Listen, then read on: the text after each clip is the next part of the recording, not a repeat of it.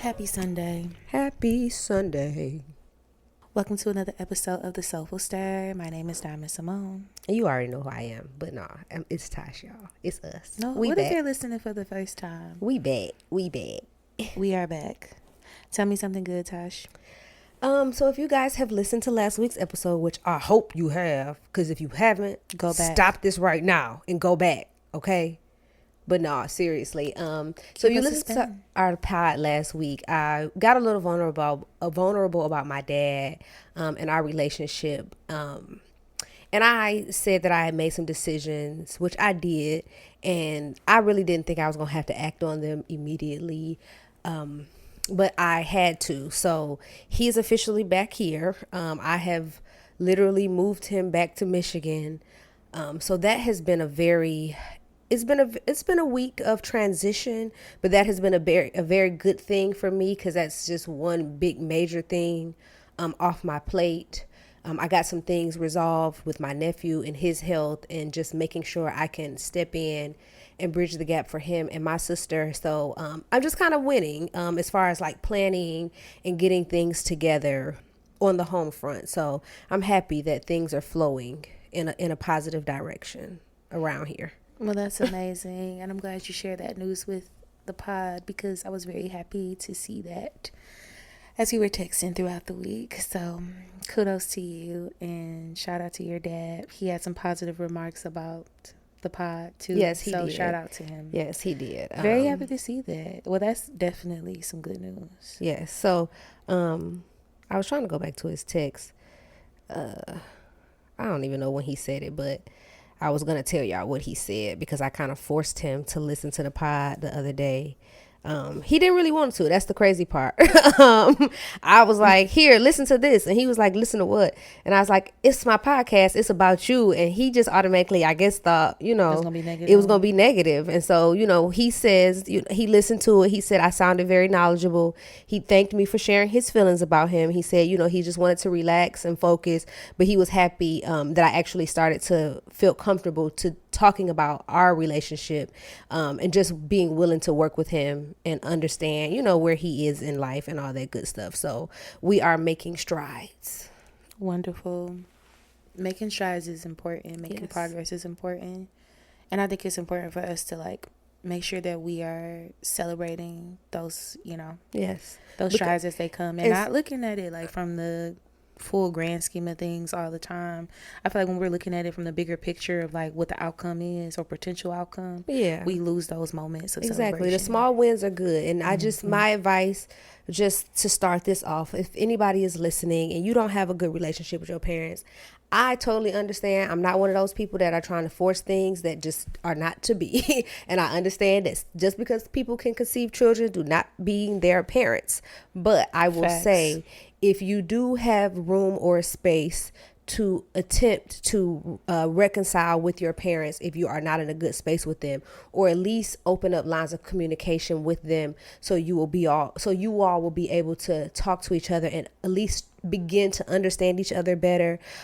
I would encourage you to do so, even if it's just something small. Like we said, in the grand scheme of things, we look at the bigger picture, and sometimes it's literally just picking up the phone, making that phone call, or shooting that small little text.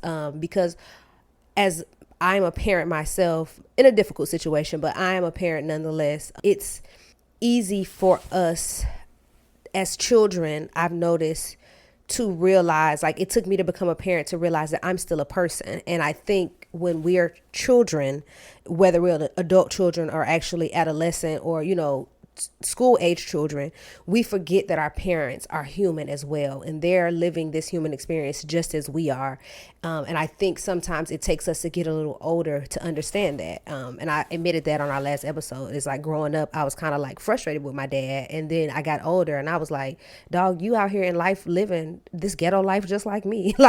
We live in the same ghetto life. We just are at different stages and different places. And when I started just looking at him as a human versus a dad. You know, like, yes, you're supposed to be a father because you are one. But when I just looked at him and assessed him as a person with no expectations, it made things easier. So, like, just try to talk to your people. You know, sometimes they don't want to hear it, and sometimes you have more peace staying away from them. Please do what's peaceful, but also understand that life is very short. And if you can, and you have the mental, physical, and emotional ability and wherewithal and space to try to work out something with your parents, please try if you can. I agree with that, and I side with everything that you said. I did speak a bit about that same understanding that when you're a child, you look at things differently, and you do hold your parents to a certain on a pedestal, if you will. You hold them to a certain standard, and you have these expectations that don't always work out the way that they should. And when you're looking at them as a human, it does make things a bit easier to navigate and to understand. And coming from someone who has recently lost a parent, I definitely am an advocate for healing, you know, in all aspects. If you got a parent and you got to gripe with them, try your best to heal the situation. At the same time, I do want to point out that we do have to include that some parents or some people just have incredibly abusive situations with their parents where there may be no sense of, like, maybe they don't want to reconcile with that person. Yeah. And so depending on what their situation looks like and what their particular situation is, you may not be able to have, you know, that relationship with your parent, and that's very unfortunate, but it is a reality for some people, and I think that we have to account for that too. I feel that with all aspects of healing and fostering these relationships comes an internal understanding first and foremost, and sometimes you have to be willing to accept an apology that you may not never get. Yeah, you may not ever get that apology. So you have to be able to do the internal healing for yourself and make sure that you've done everything on your part, and you can fully be okay with however the relationship turns out. So that's my 2 cents on that. But I'm really happy for y'all, and I'm looking forward to meeting your dad one day. I've met your mom, so it's only right that I meet your dad. It's crazy because I'm throwing myself in the mix here. People that know them separately be like, they was together. They was together. Yep. Like, surprise, I don't believe it either. Like, and that's the crazy part. I will say that, like, you know how some kids grow up and they be like, oh my God, I want my mom and my dad to be together. They want their parents to be together at a young age. People used to ask me that. I was like, they don't need to be together. Like, you're talking about an Aries and a Leo, fire and fire. Like, this is a crazy. No.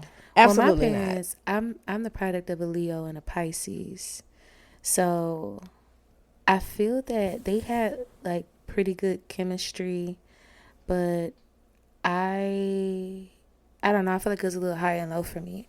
I did want my parents to be together, but I also could see as I got older why they would not work out. Yeah, I never had that unrealistic expectation. Like, it was so foreign to me, like, of them being together. When I started to graduate, like, to matriculate through college and play, like, you know, higher education, I don't think he was at my high school graduation because it was a weird situation, but college, grad school, law school, like, to see them, like, dwell in the same space and be, like, cordial with each other.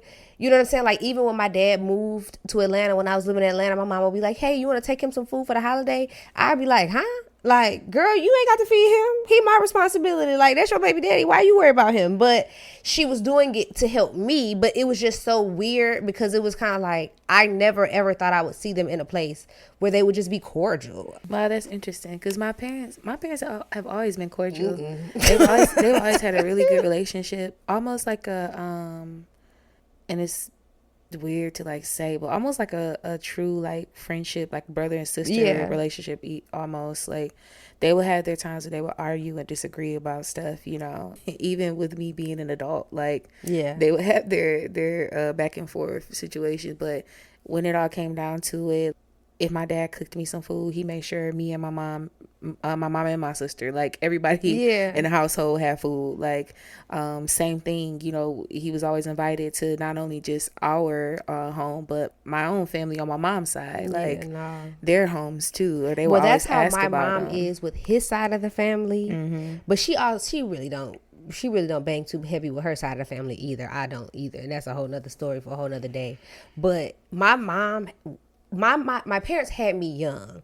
My dad is my grandparents' oldest child. So literally my mom, like when he and my mom were together, and like she was in high school when she was pregnant with me. So her mom had a situation, and so she moved in with my dad's parents. And so pretty much my mom was raised as a teenager with my dad and his siblings because my grandparents were taking care of all of them because she was pregnant with me. So it was one of those things where my mom still has this heavy connection to my dad's family. Like her and my aunt hang out a lot when she comes to visit, and when my aunt goes to Atlanta and vice versa. So much so that people see them together and they automatically think that she's my mom's sister, not my dad's, because she has a better relationship with my mom than she do with my dad. And that's her own brother. And it's up until my grandfather passed away. Like he would come to visit me, come to my mama's house, fix stuff, put stuff together. Like knowing full well my stepdad was there and had the ability to do it, but they would do it together. Like he loved my stepdad. You know what I'm saying? He was so happy that my mom had somebody that, you know, was decent compared to his son. So he was like just happy for her. You know what I'm saying? My mom was always ingrained in their family and still has been to this day. So same. That's my just kind of mom, what it is. You know, and everything happened with my dad, and my dad being someone who, he was the only one of his siblings that ever lived here. Okay. None of my family ever lived here except for my dad. So when shit hit the fan, you know, they were of course communicating with myself, but also with my mom. Yeah. You know, because she had a great relationship with them, and even in the 90s where you didn't have, you know, we didn't have the tech that we have now where you can get on the phone and talk to somebody on WhatsApp. You know, they were writing letters back and forth to each other and establish a really good relationship. And my mom has been very influential in even my dad having a better relationship with his family, because when he came over here, they kind of just spread out, and she's the one who was like, no, that's your family. You need to help them and you need to have a better relationship with them. So with that being said, that's our beautiful family history. And if you want to know more about this, we have a book coming soon. I'm actually joking about the book. People gonna be like, where's the book? Where's the book? Right. It would be really, really interesting though. But just to hit on my good news for the past couple weeks, I would say like I'm really starting to get back into my groove and into a better routine. I go through these periods where, and I feel like most people do, where you get incredibly overwhelmed, and I get overwhelmed with just everyday life, the hustle and bustle, to where I kind of let my everyday routines fall by the wayside. And what I mean by that is I'm returning to getting up early, having a truly slow morning where I'm able to get up and put me a kettle on the stove, have me some tea, listen to my jazz in the morning, just really set the tone for my day, do my meditations, do my morning practices as I like to do, and then get dressed. And also like putting more effort into like, what am I going to wear for the day? What's going to be my signature fragrance for the day? I have so much perfume. Yeah, I have to do better about like picking clothes, because it's crazy because I shop a lot. But when I wake up in the morning, especially if I got to go in the office, I'm just throwing on whatever I can pull out that closet. So I feel that, and I do the same thing. Now, granted, like, you know, people will say, oh, you dress so cool, or like, I really like your outfit. But at the same time, like, I'm like, yeah, this is just like the quickest thing I could throw on. So I was looking at a video of a lady, I can't think of her name right now. I think it was on TikTok. And she was saying, you don't need new clothes. You just need to reimagine your wardrobe, like what you already have in your closet. And so I've been leaning into that more of like, how can I really make what I currently have work for me? Because I have a lot of clothes, and I have a lot of clothes that still have tags on them that I've purchased. And I'm like, I really don't know how I want to wear this, how I want to spend it. or I want to spin it rather. So that's my good news. I'm feeling better, like, overall. I know that the weather has to do with it too. Like, when it's sunnier outside, I like to spend most of the time outdoors because I do have seasonal affective disorder. Okay. So during the winter time, I tend to feel the winter blues like differently than most people, I would say. So I feel that it affects my creativity. I know that it does, actually. If it affects everything. It affects my creativity, energy levels, and just how I'm feeling overall. Like, if I'm more motivated to do something and not, I'm going to feel more motivated when the sun is out, when it's warmer outside. So that's my good news. I'm feeling that I'm returning to myself. And I also, like, since we're talking about returning to self, I'm just going to jump into mind, body, and balance, because it just so happened that I was on YouTube. I was looking for something completely different from what came across my timeline. But I came across this video where this lady is describing a detailed process of reinventing yourself and what that looks like. And I love to pick up new information and learn different things. So something just said, just sit and watch the video. And the video was a pretty long video, if I'm not mistaken. Maybe like a 30-minute video. I could be lying. I could be lying, but I feel like it was a significantly long video because she breaks everything down into steps. Okay. But overall, what she was just saying is there comes a time in many people's lives where they want to just reinvent themselves, and she's describing how to do that from the ground up. And a part of that is establishing an alter ego. Like, you even name this person and you come up with very granular details on what this person likes to do. What does the day look like for this newer version of yourself, this improved version of yourself?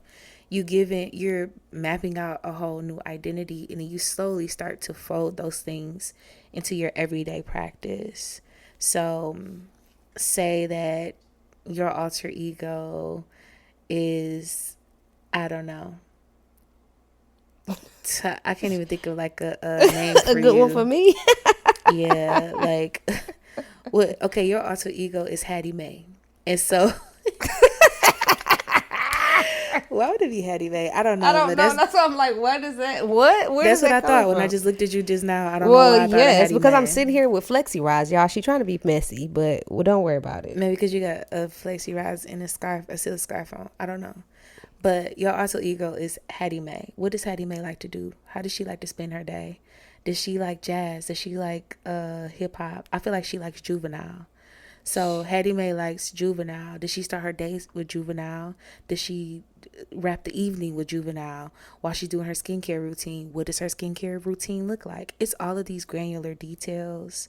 How does she dress? What's your signature fragrance? So what are the this? non-negotiables for Hattie Mae? So is this like a scripting type of ordeal? Like, where you're putting these thoughts and these intentions on paper every day is a part of like a daily manifestation tool? I have not thought of scripting it, but the way that it's described, yeah, it could be scripted. Did I not show you that before? Remember I showed you the one that I made on ChatGPT where the girl said the same thing, where it was like, put your day, what you want, how you want it to be mapped out. Did we watch the same video by chance? I don't know. It was a black girl. She was cute. It was a whole little thing. It was a black girl too. She had a short haircut. I can't remember. I don't know. But she was like, put this in ChatGPT, like tell it, to what you want, and that could be your like mind mapping of your situation. Oh, this lady, she didn't talk about ChatGPT. Yeah, because this was like using AI to manifest, I think is what video was like titled or something.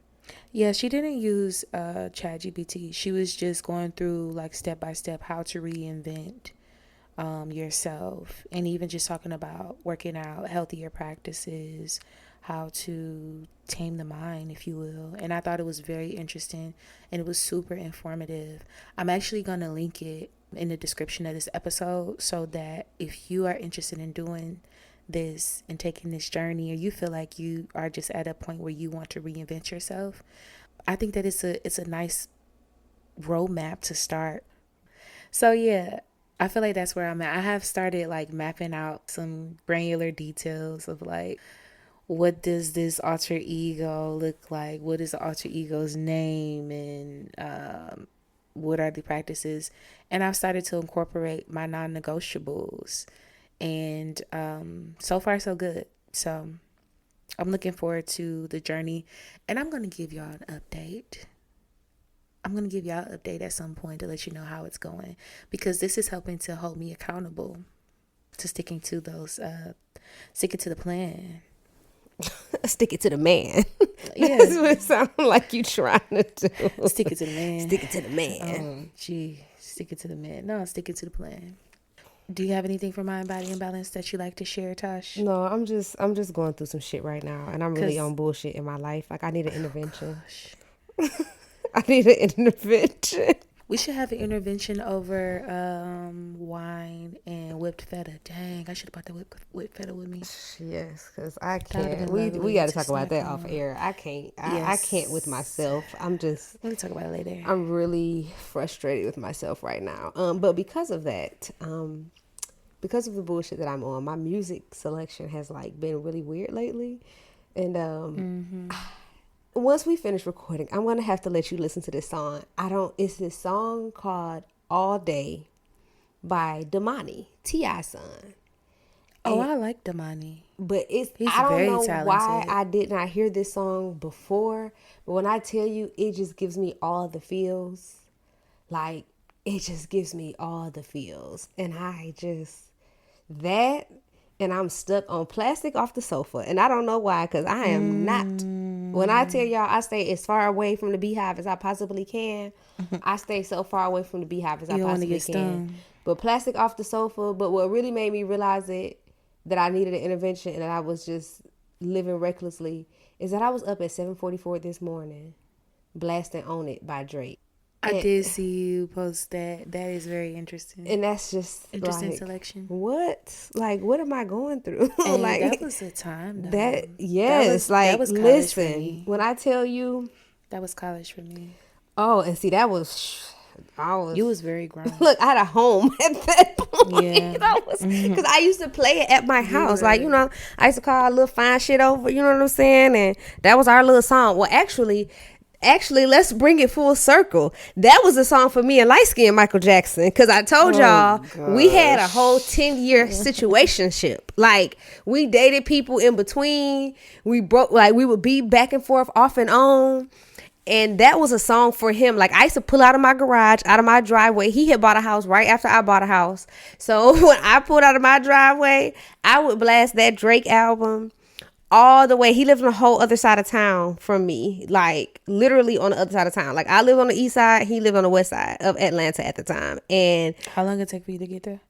I mean, at night, because this album came out in 2013, so yes, that would have been prime time. I bought my house in 2012, so he was probably 2012. I was a sophomore in college. I bought my house in March of 2012, my first house rather. But no, so it was 20 minutes, maybe 25 minutes of a ride over there. And I listened to like other songs, but as you get into your descent, your partial descent, like 5 or 10 minutes away, where you got to get your vibe right. You know what I'm saying? Get you in the right headspace. Let a nigga know you ain't really too geek. You just, you just a little anxious, not real anxious, Right. So the whole way there, I listened to On It. Like, after I passed like a certain gas station and I knew I was a few minutes away, I used to listen to that on repeat, boy, because I used to want you to own it. Like, I used to let light-skinned Michael Jackson have his way, okay?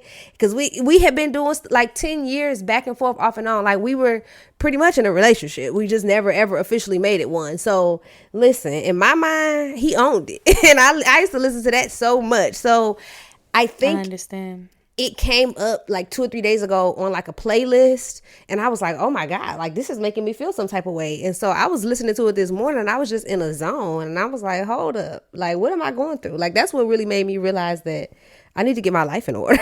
Okay. Yeah. I'm supposed to be living right, living for the Lord. Psych.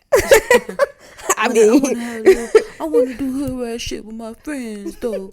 I want to have a little fun too, guys. I would listen. I ain't trying to be smoking with cigarettes, but you know. Nah, I'm good on that. I'm good on that, but I'm definitely trying to do some hood rat things with my friends. And if you are listening to this and you smoke cigs, you ought to be good on them too. Trust me. Your breath stink. Nope, I'm trying to save your life, man. Put the cigarettes down, sweetie pie. It's interesting that you bring that up because I'm glad that you are hearing some music that you enjoy. I got a hold to Mariah Carey's new single. And let me start this by saying I love Mariah Carey down, okay? Love me some Mariah Carey. Don't ever get it twisted. I'm just not really feeling this new track. Well, so the new track is called Type Dangerous. And people have been talking about it quite a bit. It's been getting some play. I haven't heard it on the radio, but then again, I don't really listen to the radio. That's a fun fact about me. Most of the music that I listen to when I am on the go, in the car, it is from a curated playlist of music that I enjoy. And it is mostly music that is not on air. It's not commercial music that you would hear on a radio station. That's why I stopped paying for Sirius too, because I felt like even the satellite radio was playing too much of the same regular radio stuff. But I don't listen to the radio. If I do, I ain't gonna lie to y'all, I only listen to 2 stations on the radio, and that's 92.3, the old school station, or the gospel station. And I can't think of the number because it's already preset on my car. I want to say 103.5 or something like that. But that's it. If not, it's a playlist. No, it's a playlist for me. Unless I'm in a different car and it's not hooked up properly and I have to listen, then it would be like 92.3 smooth jazz kind of deal. But I will say the song, if I'm not mistaken, Anderson .Paak is one of the writers on the song, which I also love. I like him as an artist. He's really, really dope. But again, I'm not sure where this is. Something about maybe the production and the way the vocals sound on it. Like she's singing on it, but she's not giving us like Mariah Carey vocals on it for real. It's more of that, it sounds more of like a trendy kind of song. Like they were going for something that feels commercialized to me.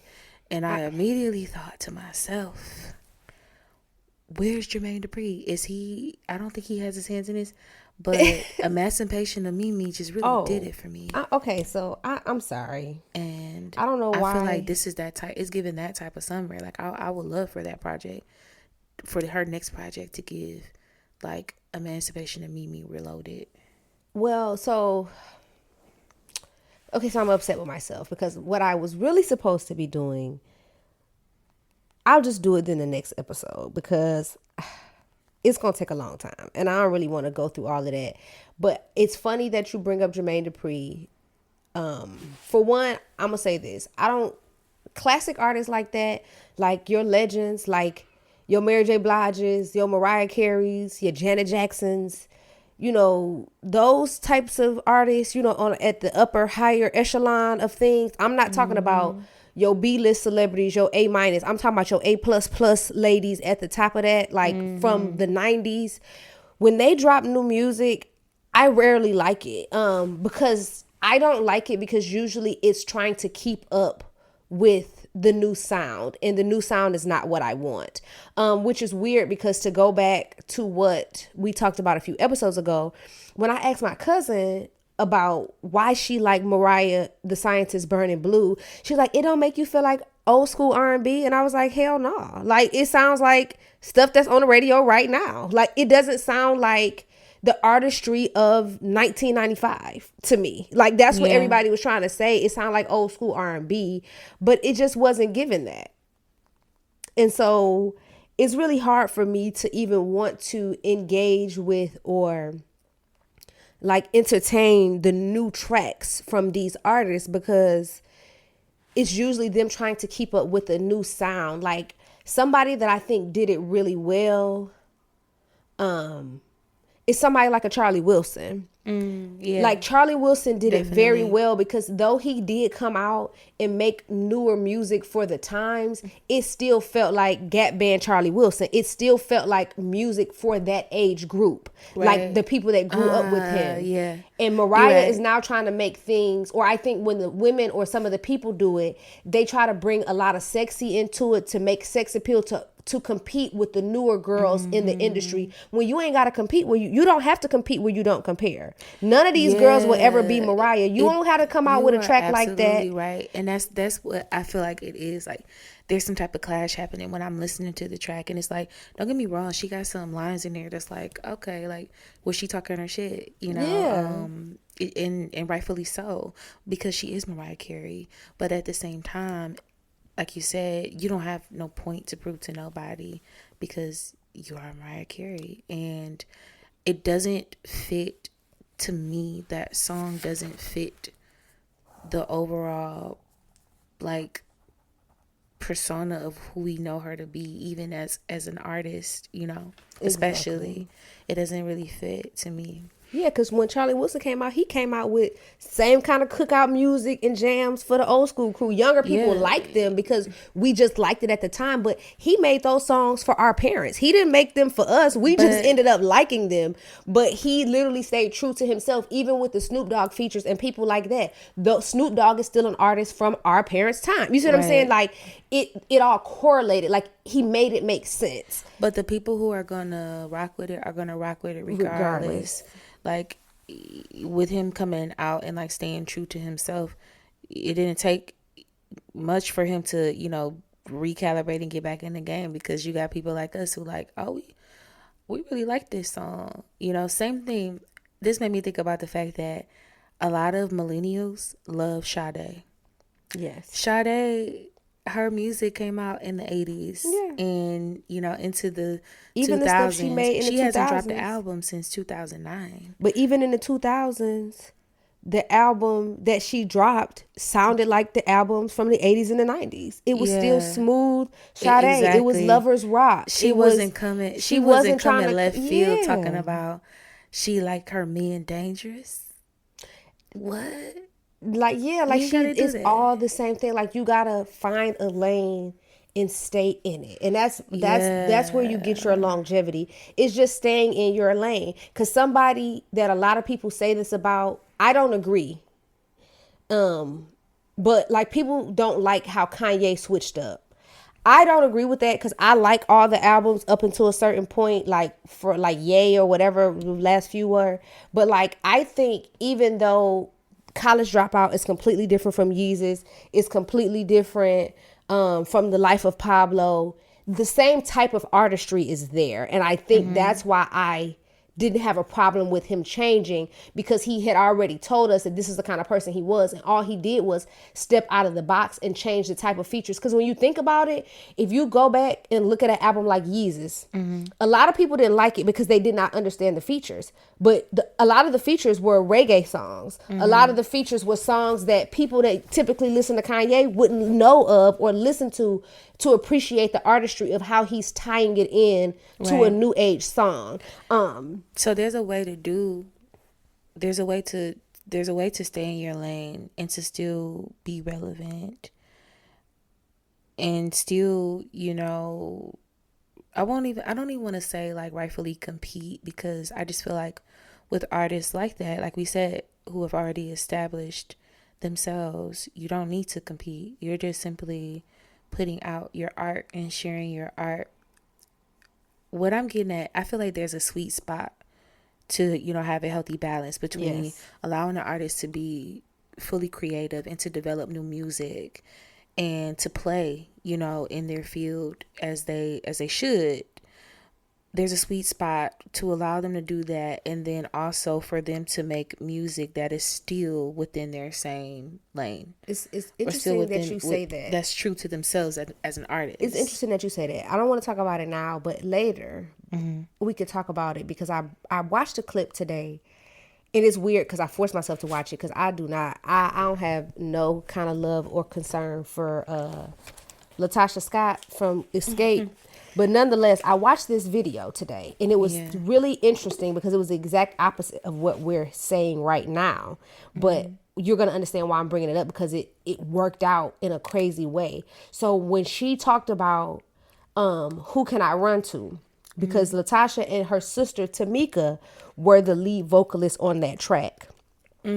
She said when... I know what video you're talking about. Yeah, she said that she did not. She said that she had to fight Tamika. Like, Tamika literally threw the tape out of the car. Like, I don't want to sing this song. I don't like it. He was like, listen to what she's singing about. I don't, because it was Who Can I Run To from the Jones Girls. It was the cover. And she was like, I don't like what this song is about. Like, I don't like this song.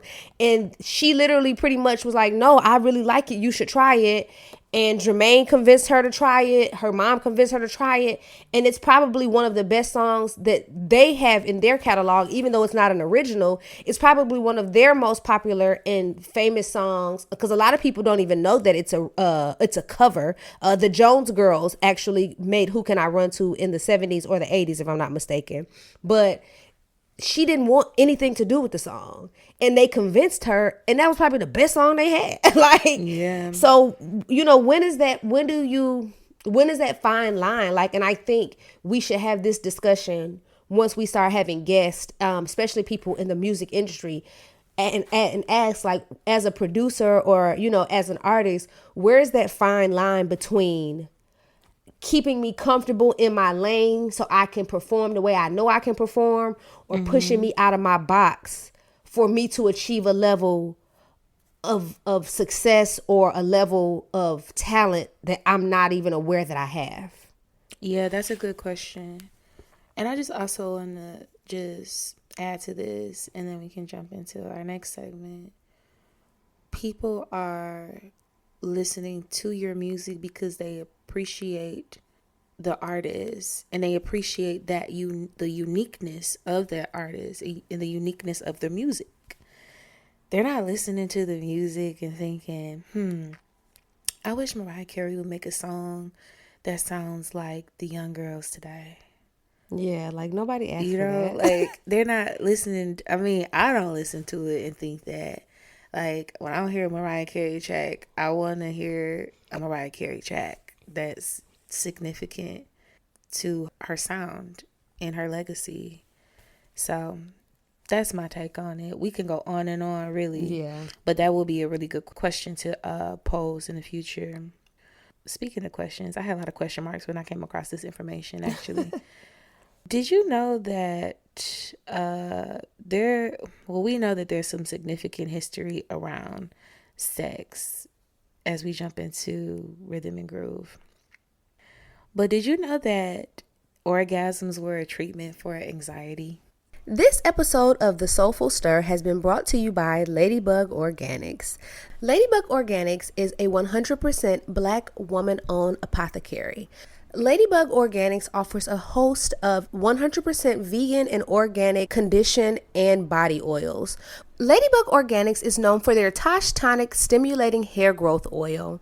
It is a 100% organic scalp oil that stimulates hair growth follicles as well as soothes the scalp. They also are known for their Mr. Beard Stuff, which is a highly sought after beard oil for the fellas, as well as their Body Slick body oils that comes in 4 different fragrances. Shop with Ladybug Organics and check them out online at www.ladybug with 2 G's, so that is LADYBUGG organics.com. Also, all of their socials are Ladybug Organics as well. They have a platform on Instagram as well as Facebook, and would love for you to follow as well as shop. I want to say I did. And it does make sense as to why that it would be when I was reading through this. I want to say I did, but I don't quote me on that. So I found this article that outlines the fact that orgasms were in fact a treatment for anxiety. And it says, historian Rachel Maines outlined the surprising history of the pelvic finger massage. So this was like up until the 1920s, massaging female patients to orgasm was a staple of medical practice among Western physicians in the treatment of hysteria.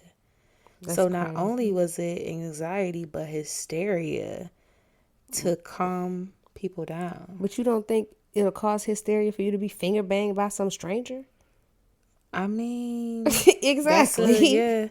That's a great way to look at it too. Nobody was considering that. Because I don't want. But I guess if it's a medical professional that's doing it in that time frame, then maybe, you know, this is supposed to be a trusted person that you're going to, so maybe people didn't feel that.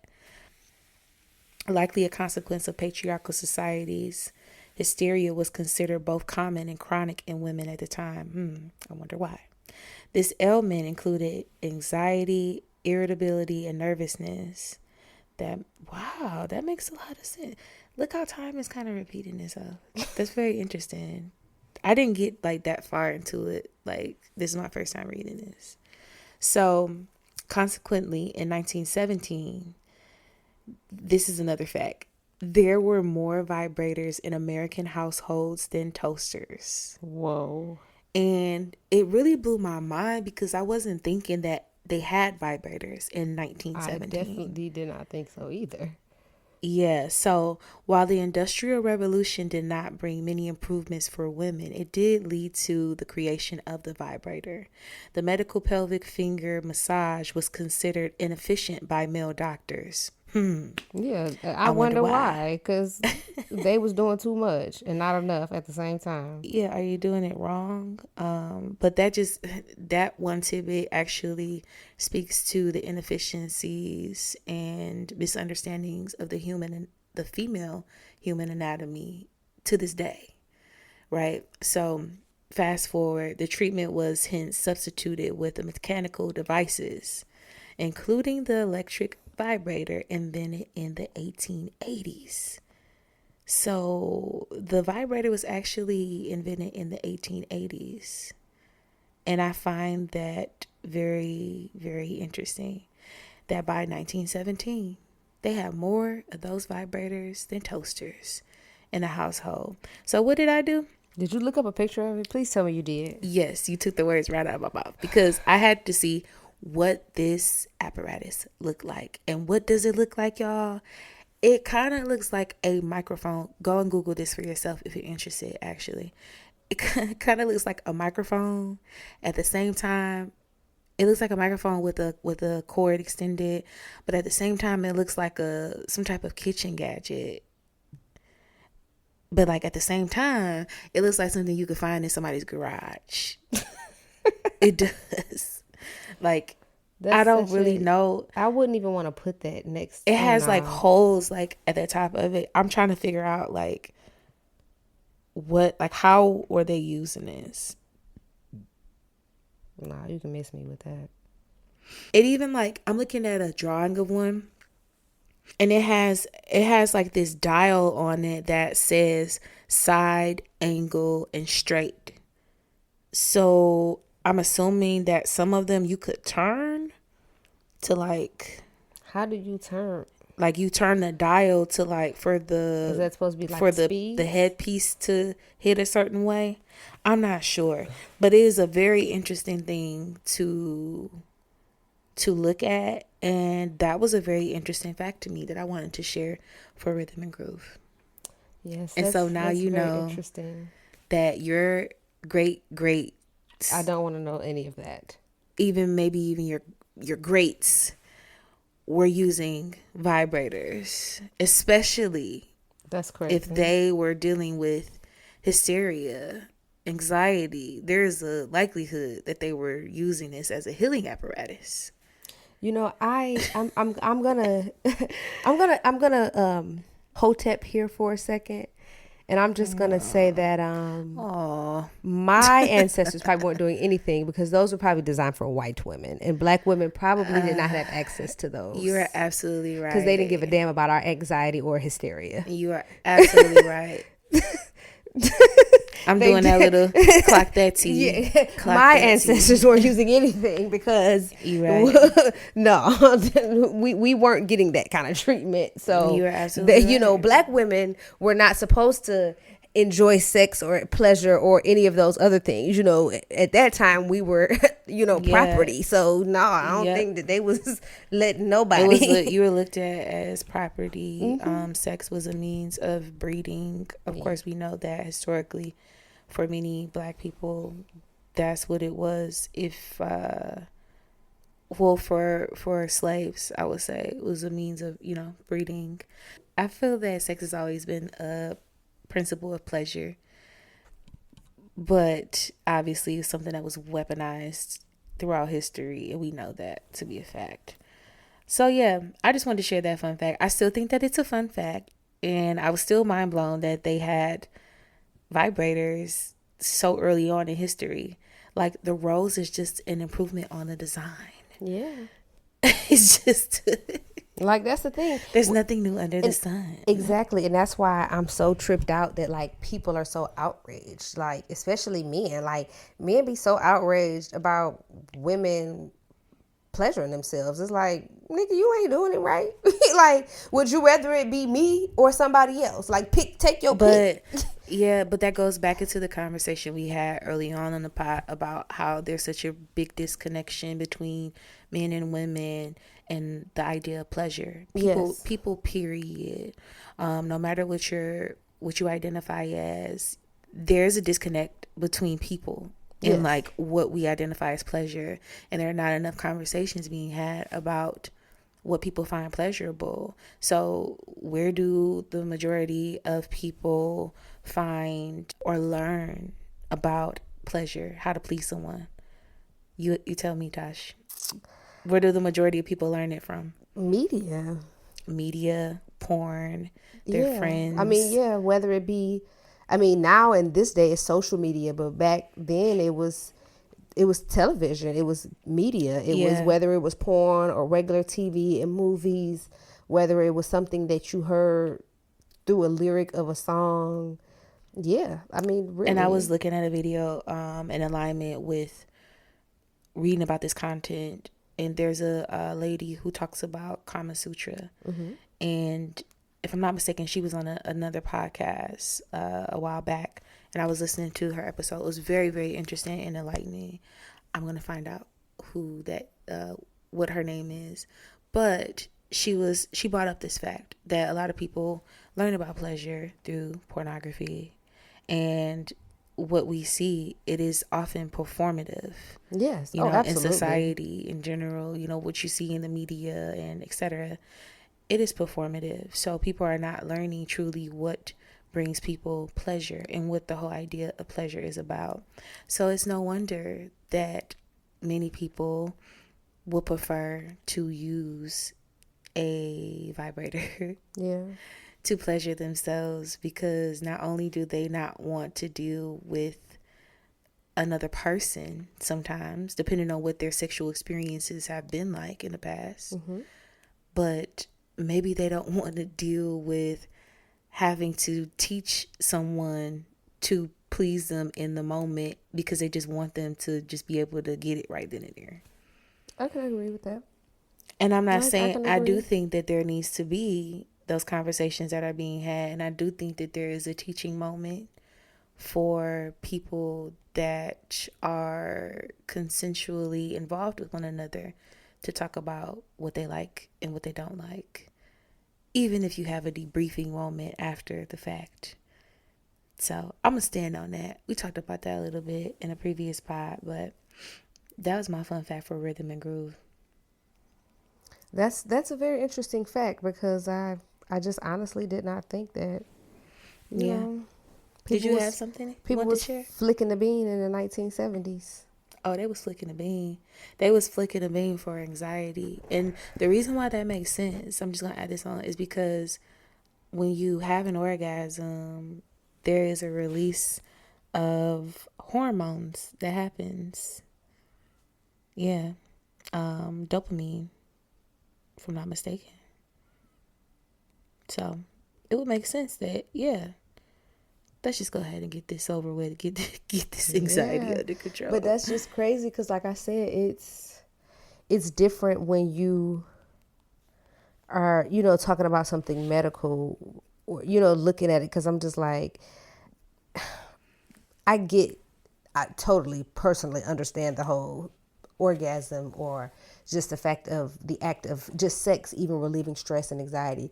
But like, I think my anxiety would just be through the roof. Like, you're a stranger. I don't even care if it's a doctor that I've been going to. Like, it's a difference in my mind. And then I know, once again, there's a lot of social conditioning that we have to take an account for that time. Yep. But in my mind, I don't care how cool we are. Like, if I am not on that level with you, you ain't about to be sticking your, like, come on. I don't care how cool we are. Like, you know what I'm saying? Not TMI, but I don't even like my partner to do that like that. You know what I'm saying? Like, yeah, you could do a little sticky move here and here, but God, like, we're not 13. Like, you know what I'm saying? Like, in the back of the school bus. Like, this is not that. Like, we're adults. Like, let's be adults. And I just don't understand. And then too, it's just too much. Like, when I think about that kind of stuff, my mind, I'm an overthinker, and I'm going down a rabbit hole, because I'm like, listen, do you have on gloves, good ma'am, good sir? Are you washing your nails properly under? You know what I'm saying? How many yeast infections and bacterial vaginosis outbreaks did they have after, you know, a week of finger banging hysteria removal? Like, come on now. Finger banging hysteria removal. Because I just want to know. Like, I just let me write that down. Because what? Finger banging hysteria removal. Because what? I just don't understand, like, what that has to do with anything. Like, I get it. But again, this just goes to show you the big question mark around the female anatomy, and also healing and what that looks like and what people feel in the medical industry works best. And I want to stand corrected and add on that there are actually several hormones that are released when you have a big O. Yes. It's not just dopamine. It's oxytocin, it's serotonin, it's the endorphins as well. All of the happy hormones, you know, that release. So that's why it does make sense when I was reading it. Like, okay, from thinking about it from that perspective, oh, I can see that they would do something like that. But why are we not exploring other avenues at that time? And obviously they were. I mean, because I don't know of anyone going to the doctor to get fingered for anxiety. Yeah. Currently, I don't know if that's a thing. Like, because my whole thing about it is the only way it's going to help. Like, think about this. Like, think about your own life. Seriously, like, all seriousness. Think about it. When you go to the gynecologist for your annual, right? Mm-hmm.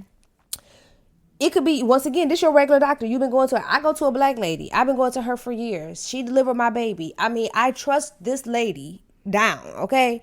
But it's a tense experience. I don't even get into a pleasurable. I don't go to the doctor expecting pleasure when I go to her. You see what I'm saying? Like, I just, even like before you put the speculum in and you start wiping around with your little swab and all the other stuff, when they like, oh, you're going to feel 2 fingers, it's going to be some gel. She don't do it in no sexual manner. Like, nothing about that is going to make me release some oxytocin. Like, you know what I'm saying? It's literally like it's because, once again, in this day and age, they're trying to be extremely professional because of, you know, back then they probably didn't care.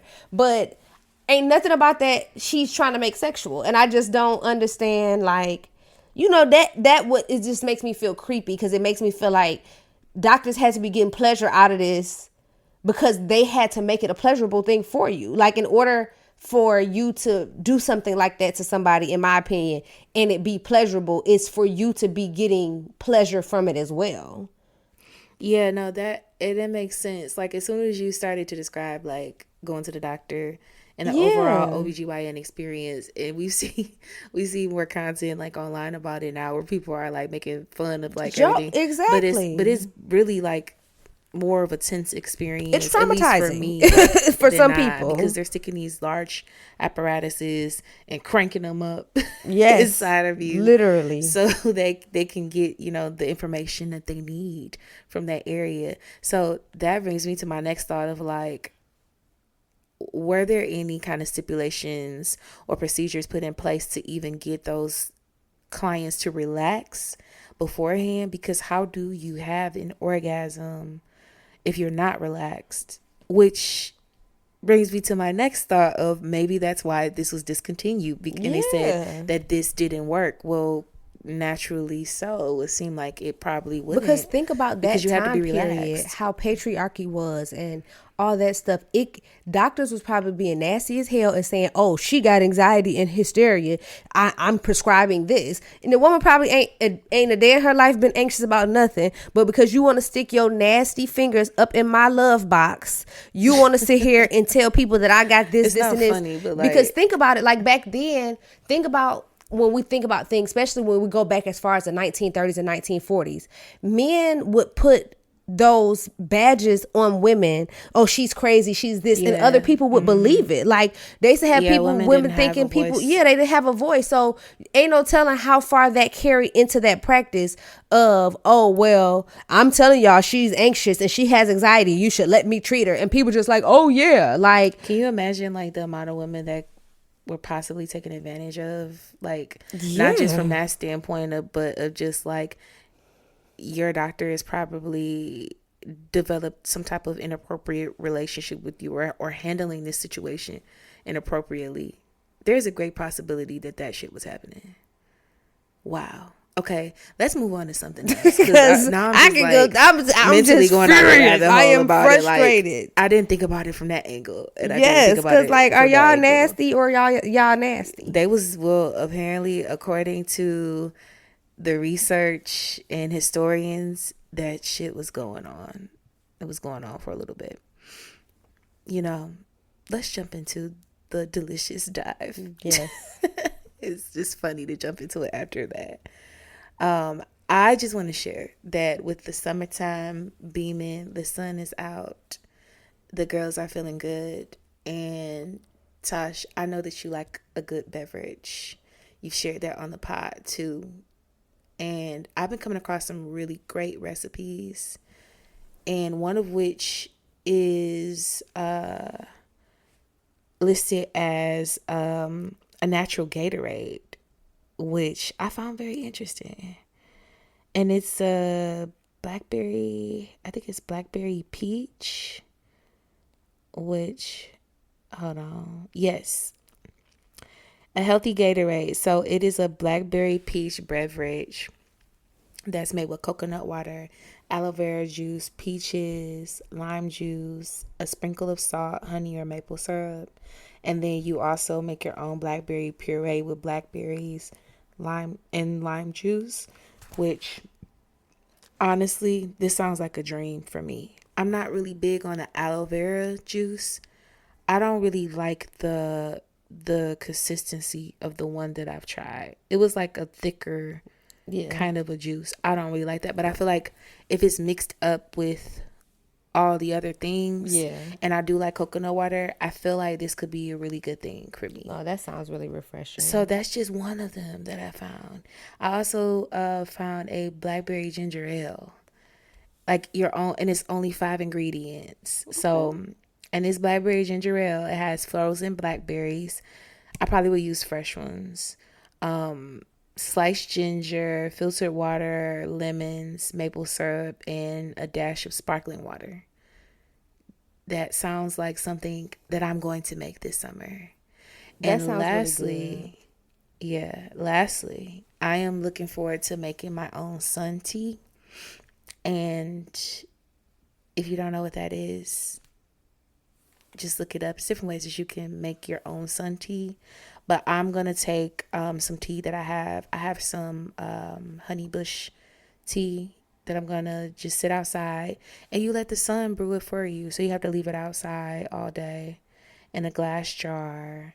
And you let the sun do the work and steep the tea for you in the heat. I got to find a place to put it, though, because I don't necessarily trust all of my neighbors. That's very... I was just thinking, like, is it a way I could put a lock on it or... It's so crazy because as you're saying this, I'm sitting here and I feel so bad because you came with this nice, healthy recipes, and all I could think about was how good these hot dogs be at Motor City Casino on the weekend. Wow. I was dang, Tash, I might go get me like some Italian sausages on my way home. Like they make these. That sounds lovely, actually. They make beef hot dogs at the casino, and you can get like regular ones. You can get Detroit style, which is like chili cheese. Regular little dog. You could get a Philly cheesesteak one where they put like steak, onions, and peppers on it. They got another one that's like barbecue sauce and coleslaw. But the one I get is so fat because it's the Reuben dog. I get it without the coleslaw. I mean, without the sauerkraut because I don't fuck around like that. But it got corned beef and $1,000 dressing on top of the hot dog. Like a corned beef sandwich. That sounds good. And it's on top of a hot dog. And it's the fattest thing ever. And they so cheap, too. You can get like 3 of those specialty hot dogs for like $10. And they're so good. And I just feel so bad every time I eat one because I know it's wrong. But you know what? Inside. Like I was trying to tell somebody the other day, at this point in my life, all the stuff that I've been through, the stuff that I'm currently facing with family, just so much stuff on my plate.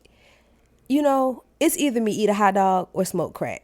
Like, which one would y'all prefer? You know what I'm saying? Like, give me the hot dogs. Give me the glizzy. I will bring you some. Give me the glizzy or I'm going to hit the pizzy. It's one or the other. Like, come on now. Like, I have to eat. And I told somebody give me the glizzy or I'm going to hit the pizzy. Because, like, listen, I got to do something to make me feel good. And I'm trying to be as proactive and constructive with the things that I choose. So, as much as I go to the gym, I just feel like I got to reward myself with a gourmet hot dog. Why not? What you please, Tash. And that sounds like a really great idea. You just reminded me that the other day I had this weird craving for a turkey Italian sausage. Ooh. And I do like coleslaw, and I do put that on top of my sausage. I only like my mama's coleslaw. That's crazy. I won't eat coleslaw from nowhere else, but if my mama make it, I will put that coleslaw on top of a sausage and have my way. I remember when I was little. Do I eat it often? No, it's just like one of those. I remember when I was little, she tried to convince me that the KFC coleslaw, she made hers just like they make theirs. She said, I just don't use chopped cabbage. She just used like regular shredded cabbage. And I was like, okay, girl. And I ate that KFC coleslaw and I wanted to flip the whole dining room table over. Girl, I was so mad because I was like, why would you lie like that? What did she put in hers? I don't even know. I think she Call put. her and ask her. I don't know. I think she put like some lemon juice. I know she says a little sugar, but see, she Call don't. her right now. She don't. No, absolutely not. Because my mama phone? gonna be reckless on this phone, and she might be at work. No, I don't know. It's Friday night. Call her on the phone. But she make like. She don't use. I'm the advocate for calling people mayo. She uses Miracle Whip, and I think it's just a little lemon juice and some sugar or something like that. Oh, maybe the Miracle Whip is the difference. I wonder. I'm gonna see if she gonna answer, y'all. She might not. I hope she don't sound bad. She was sick when we left Vegas, and her voice, she sounded like She sounded like Lou Ross. No, she sounded like Weezy Jefferson. I was like, girl, you all right? She sounded like Lou Ross. She might not answer the phone. First ring. Hello? Hey, girl. Hi. Hey, I got you on speakerphone because we recording a podcast. What you put in your coleslaw? What I put in my coleslaw? Yes, girl. When you make your coleslaw, what do you put in it? It's ancient Chinese secret. It ain't no ancient Chinese secret, girl. What you be doing? I know you use Miracle Whip. You put a little bit of sugar and a little bit of lemon juice. What else? And little pepper, that's it. Oh, okay. That's what I thought. I thought it was simple. I just didn't know how to make it. We was talking about hot dogs and coleslaw. And so I said, well, I only eat my mama coleslaw. And I was trying to figure out what you put in it. But you ain't talking about nothing, girl. I got to finish recording. I'm in the studio. I'm going to hit you back. Whatever. I'm sitting talking to GB. And... Okay. I'll call you back, girl. Bye. Oh, they there? Oh, tell her I said, hey, Grandma. Tash talking about, hey. He talking about Tash. Oh, whatever. She is a hater. Y'all, my grandma a hater. I'm going to call y'all back. I'm working. All right. Bye. All right, bye. Y'all, my grandmama out of control. I totally forgot that she was going to see my mama this weekend. That's why she being shady, talking about Tash who. Like, girl, you only got one granddaughter. Like, come up off that real quick. And she only acting shady because I know my brother is there. And she's probably going to try to pull that. Oh, at least I get to spend some time with my grandson. But, girl, you live up here in Detroit. And every 2 weeks, I take you on a date. And you always act like you ain't got no wallet when we get there. So what you mean? Like, my grandma really be cutting up. She'll say stuff like, I'll call her and be like, what you doing today? She'd be like, nothing, just sitting around. I'd be like, you want to go to lunch? Well, no, that wasn't really in my budget. I'd be like, girl, did I ask you about your budget? She'd be like, okay, come on, I'm ready to go. I'll be dressed when you get here. Like, she'll jump up so quick if you say you going to get something to eat. And if you paying for it, oh, she gonna get dressed real quick. Any other time, she be in her robe all day doing nothing. I'm retired. That's her favorite excuse. I'm retired. What do you expect? Girl, for you to act like a real grandma, okay? She don't be cooking on Sunday or nothing. No, I have to cook. She worked her time. She could do it if she wanted to. She did not work her time because technically she never ever had to be a full-time grandma because me and my brother were in another state. We ain't never had no Sunday dinners or nothing, okay? Where is the big mama? Okay, big mama, your arm. Where is the big mamas at? Because I didn't have that one. My grandmama was too busy running around, gallivanting, okay, going on trips and going to Hawaii and going on cruises and other stuff because she ain't have to raise her grandkids. And she only had one child. My mama was the only child. My mama was grown, gone and out the house, married with kids, and we was away. So my grandmama wasn't doing none of that. Even now, I can't even just, you know how most people can just stop at their grandma's house, just pull up and no granny gonna be there and there's gonna be some food on the stove? No. I call my grandmama. She like, oh, I'm out. I'm gonna have to call you back. Or I go to her house and I be like, girl, did you cook dinner? She like, oh no, I went to Taco Bell. Like, whose grandma eat Taco Bell? Like, come on. My grandma be going to Wendy's and stuff. She like, I went to White Castle. I went to such and such. Like, girl, leave her alone. Grow up. Eat like an adult. You are 70 plus years old. Like, let's act like it. Bless her heart. Girl, she thinks she young and popping, but she act like an old lady at the same time. Like my great grandmama act younger than she do. Granny said, "You do what you want when you pop it." Yeah, I'll be like, whatever, girl. You do what you want when you pop it. Yeah, then she be calling me to my, what's the name of that place you be going to? Like, girl, I'm not sending you to nowhere on 7 Mile in the hood by yourself. Like, she be like, didn't you say it was on 7 Mile? I be like, grandma, no, you can't go unless I go with you. Cause she be trying to go pick up food from this little place that I go to, and she be like, I'm gonna go get my own food. No, you're not. I'm not even gonna tell you where it is. Right. I know you're not. And then I be telling her stuff like, grandma, you can't even go there. They only take payments through Cash App. Like, which was true at one point in time. But I was like, grandma, you don't have Cash App. You don't need to go. I'll go. Because I need to keep you out the streets. Bless her heart. And totally forgot that she was flying to Atlanta to go see my mama for a week. Aww. And so that's why she acting all brand new in her feelings, because she know that she about to have my mama paying for all kind of stuff. Well, run the pockets, Granny. I'm happy for you.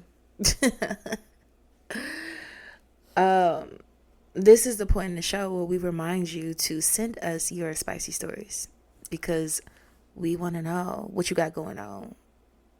So, Counsel and Confessions. Send your Counsel and Confessions, your spicy stories, your questions, your emotional outbursts, what have you, to thesoulfulstir@gmail.com. You can also DM us on Instagram at thesoulfulstir. Follow us too. Comment and engage with our content, please. We love and appreciate y'all, and we would appreciate it if you followed us. We're also on TikTok, so The Soulful Stir on TikTok as well. Check us out. We started posting content this week. Yes, we started posting like more stuff on all platforms. Like, can y'all believe it? Like everything. We got YouTube Shorts. We got a reel. We're making progress. And shout out to Tash. Some stuff. Shout out to Tash. Stepping out of my comfort zone, y'all. I told y'all this is a good week. It is a good week. And it's a really good week because we actually have quite a few Counsel and Confessions entries. So, do you want to share yours? I will. Are we gonna do it? Or should I share mine? Or we want to wait until I feel like we can share one today. Yeah, so I'll do this. I'll do this one today. Because it's very short and sweet and to the point, and it comes with a little advice as well. So we did receive a Counsel and Confessions from a young man, and I can say young man because the story is going to allude to the fact that he's a gentleman.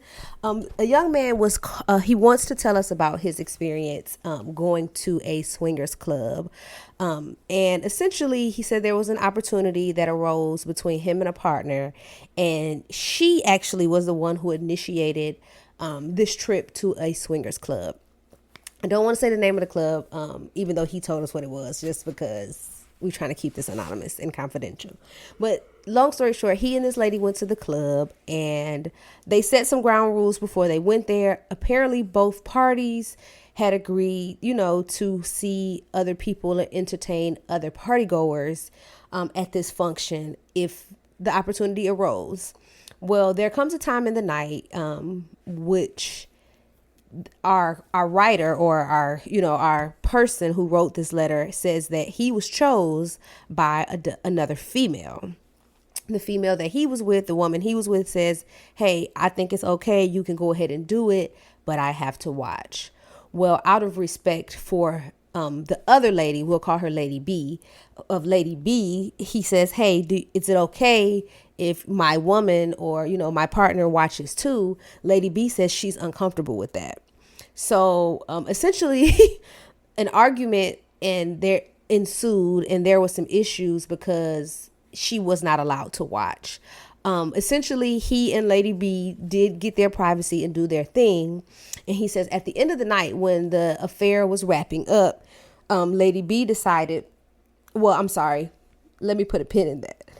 Before him and his woman got to this place, to the club, they decided that whatever happened at the club was going to stay at the club, meaning they were not going to entertain whomever they entertained at the club off of club grounds. Like, they're not going to talk to these people when they leave. They're not going to go home with these people, X, Y, and Z. Well, fast forward back to where I just left off. After he's done with Lady B, he says that they're all wrapping up. They're in like a common area. His lady goes to the restroom. She comes back out and sees him and Lady B in an exchange of contact information and phone numbers. And so eventually he says that I guess they talked this thing through, and his partner, and Lady B decide that they're going to do something as a unit. And then Lady B's partner gets upset and he's angry, like frustrated, and they all got into it. And he said that's kind of where things ended. And his advice is that, I'm assuming because he's given the advice that he is well versed in this lifestyle, and that he attends functions like this on a regular. But I have to make that assumption because I can't say for sure. He did not say that in the letter, but I'm going to assume that based on the advice, because what he wants me to also add at the end of all this is that for whatever reason now on social media, or, just period, that has become a more common theme, where people, this isn't the day and age of polyamory and polygamy and things of that nature.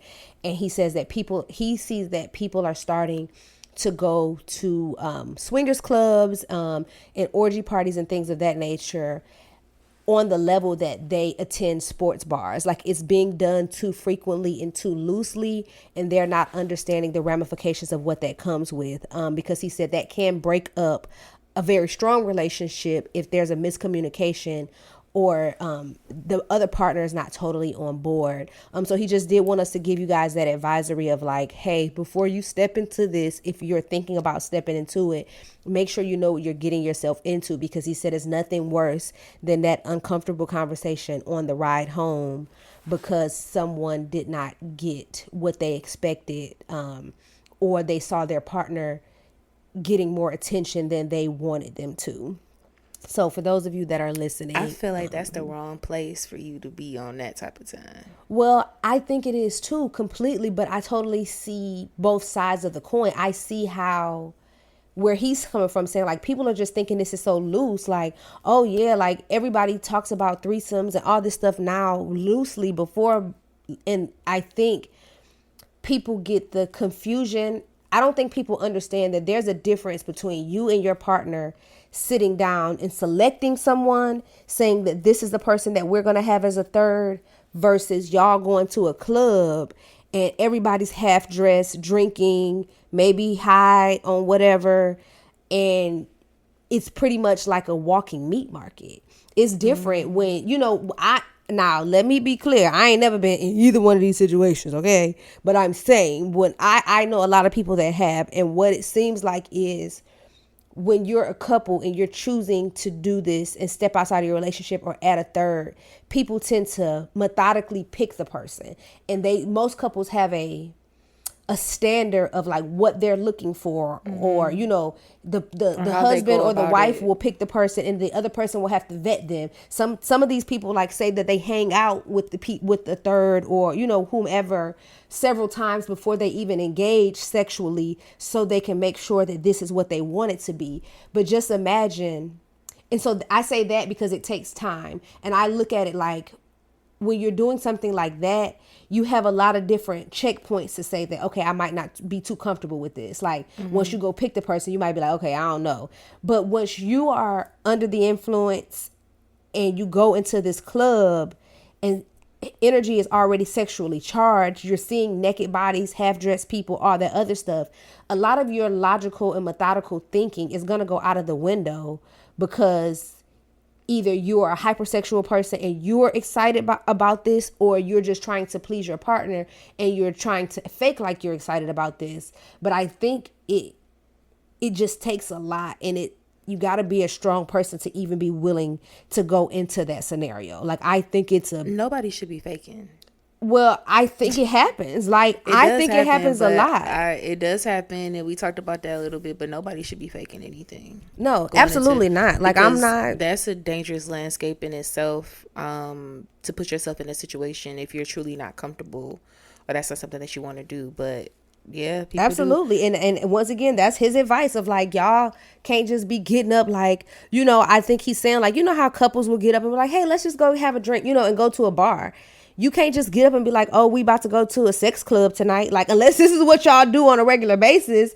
Like, you just can't be sitting around with your partner. At least my partner can't be sitting around with me on no Wednesday night and be like, girl, we ain't did nothing cool all week. You want to go to the Swinging Richards or some shit? Like, you know what I'm saying? Like, I don't want to go to that shit. Swinging Richards. That's the name of a gay club in Atlanta. It just was the first thing that hit my mind. Obviously, it's a if you know the short word for Richard. That's why it's called Swinging Richards. Yeah, no, that's actually very clever. Yes. I didn't even think about it. So, like but yeah, I don't know. I feel like it's just better for everybody to be on the same page. If you're going into this situation, like you said, there's typically a process that comes into play. The people that I know that like to play in that way, they have a process. They have a way that they do things, and I could see how conflict would arise if you have broken that code. Yeah. You know, so it's a tough call, tough crowd. Yeah, like, that's crazy. But it's very interesting that, but you know what? That he put out there that it's become more of a social kind of sports bar like setting. Yeah. Versus what it's truly meant to be. Yeah. I find that very interesting. And I wonder if people are just going there to be nosy. Well, that's what I was just about to say. But before I even get to that point, there's a lady that I don't know how it came up on my algorithm, because, you know, I be scrolling and doom scrolling and being nosy all the time when I'm laying in the bed rotting away. And there's this white lady who does content about her going to orgy parties, like, and gangbangs and stuff. Like, she records herself in them, and she's like excited. Like, she's on the plane like, hey guys, I'm flying to Vegas. I'm gonna do this. I've seen her. Yeah, like, and so when you think about that being something that's so readily accessible, and we talk about how much influence social media and media has on the mind, even a developed mind, when you're sitting, especially something carnal like sex, when you sitting here at 4:00 in the morning and you scrolling your phone and you come down a rabbit hole, all these ladies' videos, your mind be like, damn, this might be kind of cool. Like, you know what I'm saying? So it's more people are starting to look at it and want to see what it's about, because other people are being more honest and talking about it now. And so because other people more acceptable too. Yeah, it's another TikTok account where it's a family owned swingers club, and that's literally all of their content. It's like, oh wow! Yeah, it's like a whole thing. Yeah, and it's very interesting to watch, because they film and they record their content during the daytime when they're not open, so they don't show like parties or anything, but they talk about like how they got into it. They talk about like guests and like things that happened there that were like really outlandish. It's a very interesting like account to kind of watch. But back to your point, like the messy in me just want to go to one of these events to see what's going on. Cause the way he talked about this stuff, I just feel like I'm gonna go and catch a fight. You know what I'm saying? Like I want to go and see some people fighting in the parking lot. Like I want to people watch and be like, oh, they was cool when they came in here. They definitely not holding hands on the way out. He gonna get cussed out in the car. I wonder if they have snacks in there. They do. Snacks? They provide food. All of those places. They have food. Most of them, if you like, they're like BYOB, or they'll have drinks and they'll have food, because that was so. The white lady that I was just talking about, that's how I found her videos. And somebody had made a comment on it. It was being funny because she showed this spread of like food and drinks that they had before their party got started. And it was like Mexican food and tacos. And somebody was like, what's gonna be farting, your booty or your coochie? Because it was like beans, and somebody was like, having beans and tacos and Mexican food at a sex party is wild. Like that is very, yeah, they had food like a there. full spread. Yeah, that's was wild. Like a lot of people, that's how it was so funny, because people were talking about like her excitement and like the food. Like she was so excited to be like filming this, and she was recording the guys like, hi guys, you gotta say hi. Like she was at a family reunion. Like that was so wild to me. It was like, that is crazy. It is. But it's, again, this is just, it's a more unorthodox way of living. And I think that's probably why people have such interest in it, just to see like, what do y'all be doing? Like, how does this go? How does the culture of this type of thing go? I would love to have someone on air who frequents sex clubs or has been like, you know, or identifies as a swinger. I think that'd be really cool to have a couple on. I wonder, I know, I personally know the person that provided that confession. And I'm pretty sure that we could get him on the show. Like, I'm sure he would be interested in it, for sure.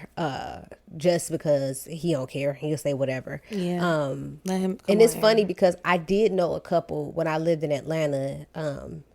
When I was dancing at a dance studio, we had a lady that danced with us.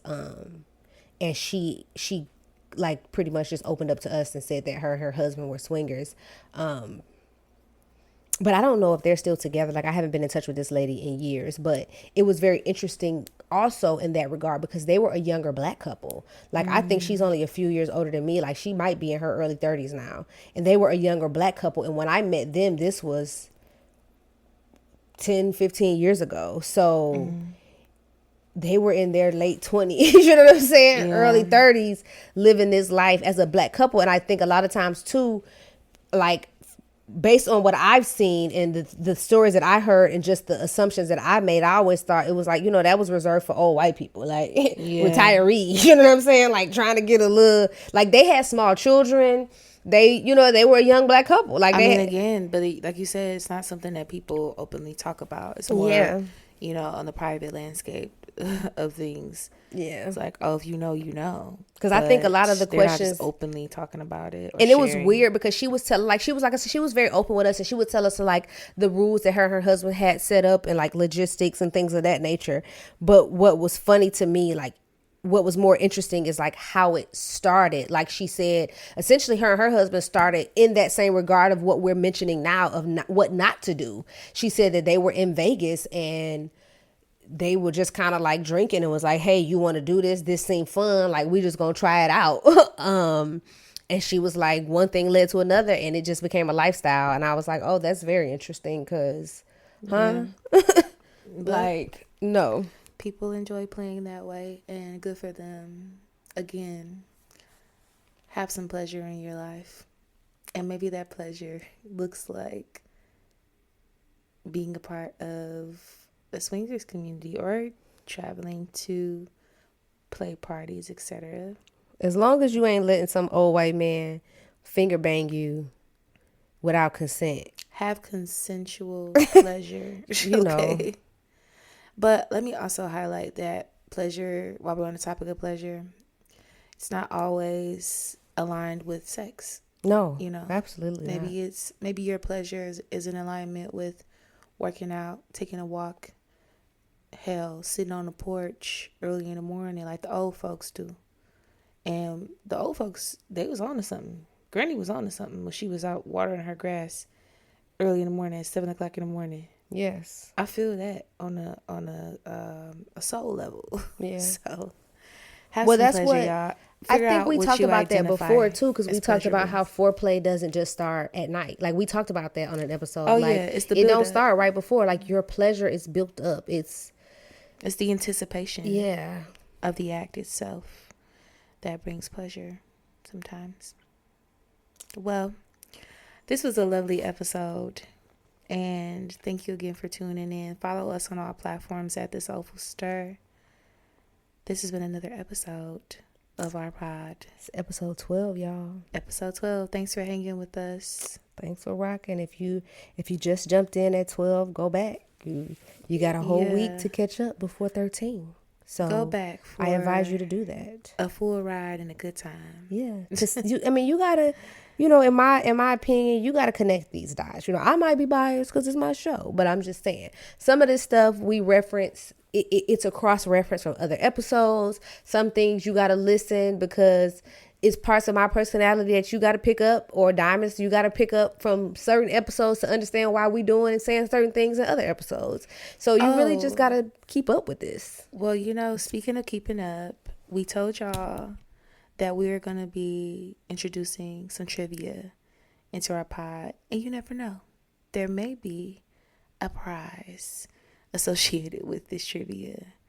And you will see this on our social media too. So I'm going to go ahead and ask the question. Should I ask the question to the people, or should I wait to drop it on social? No, ask the question. What kind of car was Tash driving when she allegedly got into a high-speed chase? And I'm even going to give you a hint. You can find the answer to this in episode 4. But if you have already been listening and keeping up, you may already know the answer. So make sure you're following us on Instagram and on TikTok, because we're going to also post this trivia question there. And that's how you're going to answer. There will be some further stipulations involved. Nothing too crazy, but keep this trivia question in mind. Yes, and you have adequate amount of time. Plenty. To go back and do your research. Binge listen. So you'll be ready. We appreciate every stream. So again, this has been another episode of The Soulful Stir. Over and out. See y'all next Sunday.